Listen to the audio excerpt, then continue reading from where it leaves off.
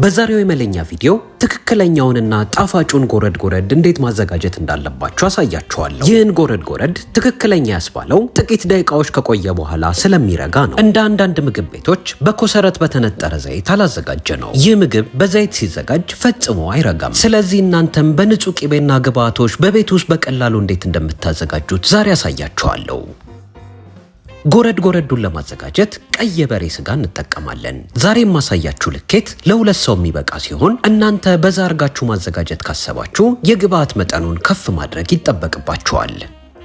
እኔ ለሁለት ሰው የሚሆነውን ሳዘጋጅ 500 ግራም ቀይ የበሬ ስጋ ተጠቅሜያለሁ። የተጠቀምኩትም የበሬ ስጋ የሽንጥ ስጋ ነው። ስጋውን አስቀድማችሁ ታዘጋጃላችሁ። መሃል ላይ የተሸራረፈ አጥንት ካገኛችሁ ነጥላችሁ ማውጣት እንዳዘነጉ። ስጋውን ለማዘጋጀት አስቀድማችሁ ዙሪያው ላይ የሚገኘውን ጮማና ነጭ ስጋ ነጥላችሁ ታወጣላችሁ። ጮማና ነጭ ስጋውን ነጥሎ ለማውጣት ስል የሆነ ቢላ ብትጠቀሙ መክራችኋለሁ።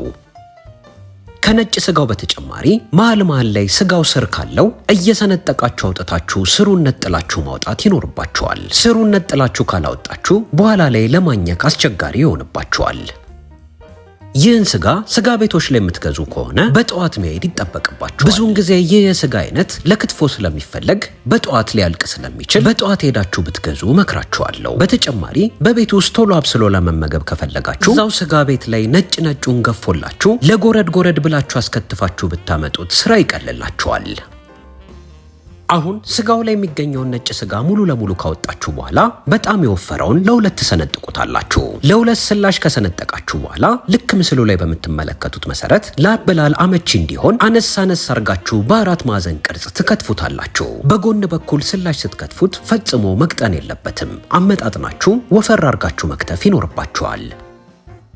የተለያዩ የፈረንጅ እንዲሁም ያበሻ ምግቦችን መማር የሚፈልጉ ወዳጅ ዘመድ ጓደኞች ካሏችሁ ይህን የመለኛ ገጽ አጋሩልን። እዚህኛው የመለኛ ገጻችን ላይ ቪዲዮዎች ረጋ ብለው ሳይፈጥኑ ከሰፊ ገለጻ ጋር የምታገኙበት ገጽ ነው።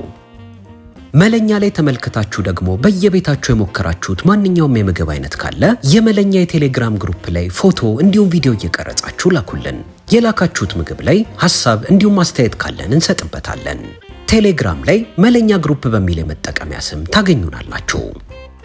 ስጋው ለአበላል አመቺ ሆኖ በትንንሹ ከተከተፈ በኋላ ይህንን ይመስላል። መሃል ላይ የተለቀባችሁ ካለ እዛው ማሳነስ ትችላላችሁ። በተጨማሪ ወዲያው ማትመገቡት ከሆነ እንደ ሮዝመሪ ቅጠል ከላይ ጣል አርጋችሁበት በክዳን ከድናችሁ ማቆየት ትችላላችሁ።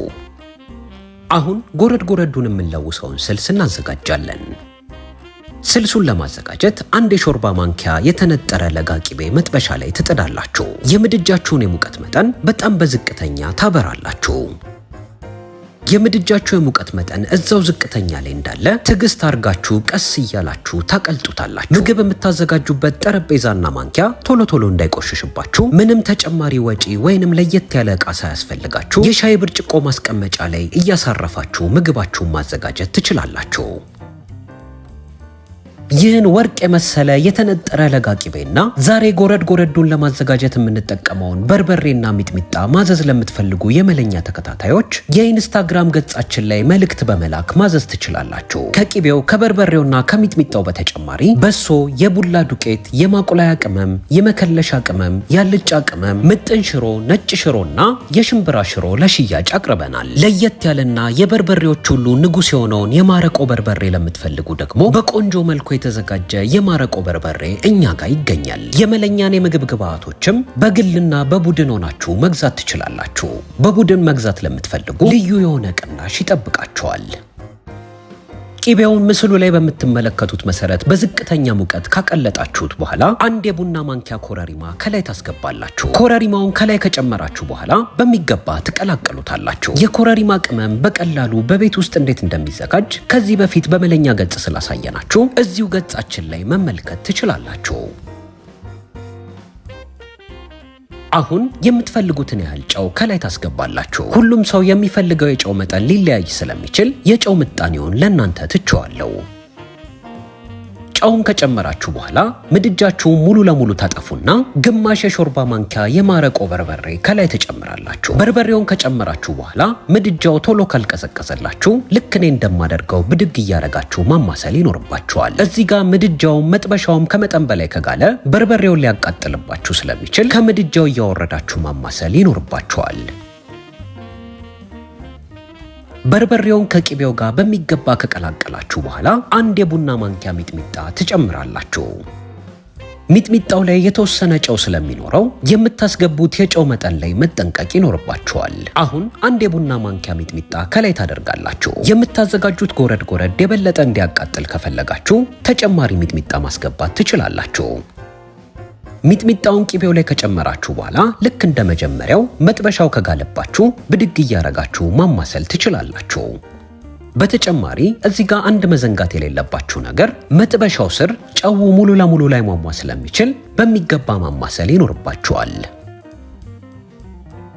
የጨመራችሁትን ግብአት ከቂቤው ጋር በሚገባ ከቀላቀላችሁ በኋላ ከትፋችሁ ያዘጋጃችሁትን ስጋ ከላይ ትጨምራላችሁ። እዚህ ጋር መዘንጋት የሌለበት ነገር ያቀለጣችሁት ቂቤ ከመጠን በላይ መጋል የለበትም። ከመጠን በላይ ከጋለባችሁ ስጋውን ሊጠብስባችሁ ይችላል። ስጋውን ወደ ቂቤው ከጨመራችሁ በኋላ ሰፊ ማንኪያ ወይም ማማሰያ በመጠቀም ቀስ እያላችሁ እያገላበጣችሁ ትቀላቅሉታላችሁ። መጥበሻው ከመጠን በላይ ከጋለባችሁ እንዲሁም ምድጃው ካልበረደ ቅድም እንዳሳየዋችሁ መጥበሻውን ከምድጃው ከፍ እያረጋችሁ ማማሰል ይኖርባችኋል። ስጋውን ከስልሱ ጋር በሚገባ ከቀላቀላችሁት በኋላ ይህንን ይመስላል። ቂቤ ካነሰው ተጨማሪ ቂቤ አቅልጣችሁ ከላይ ማፍሰስ ትችላላችሁ። ነገር ግን የምታፈሱት ቂቤ በጣም መጋል የለበትም። አሁን ጎረድ ጎረዳችን ዝግጁ ሆኖልናል። አሳምረን ደግሞ እናቀርባለን። እኔ አሳምሬ ለማቅረብ ጣባ ተጠቅሜያለሁ። ነገር ግን እናንተ ጣባ ከሌላችሁ በጎድጓዳ ሳህን ማቅረብ ትችላላችሁ። አስቀድማችሁ እንዳይደርቅባችሁ ከስር የተወሰነ ቂቤ ታፈሱና ለውሳችሁ ያዘጋጃችሁትን ስጋ ከላይ ትጨምራላችሁ። በተጨማሪ ሲታይ እንዲያምርና ወዝ እንዲኖረው የተወሰነ ስልስ ከላይ ታፈሱበታላችሁ።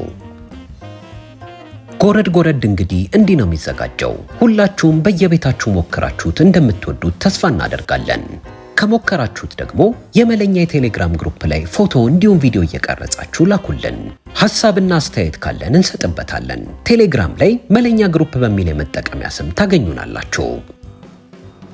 የመለኛን የምግብ ግብአቶች ማዘዝ ለምትፈልጉ የመለኛ ተከታታዮች ደግሞ የኢንስታግራም ገጻችን ላይ መልእክት በመላክ ማዘዝ ትችላላችሁ። በመለኛ ገጽ ሌላ እንድናሳያችሁ የምትፈልጉት ማንኛውም የምግብ እንዲሁም የመጠጥ አይነት ካለ እንደተለመደው አስተያየት መጻፊያው ላይ ጻፉልን። የዛሬውን ቪዲዮ ስለተከታተላችሁ ከልብ እናመሰግናለን።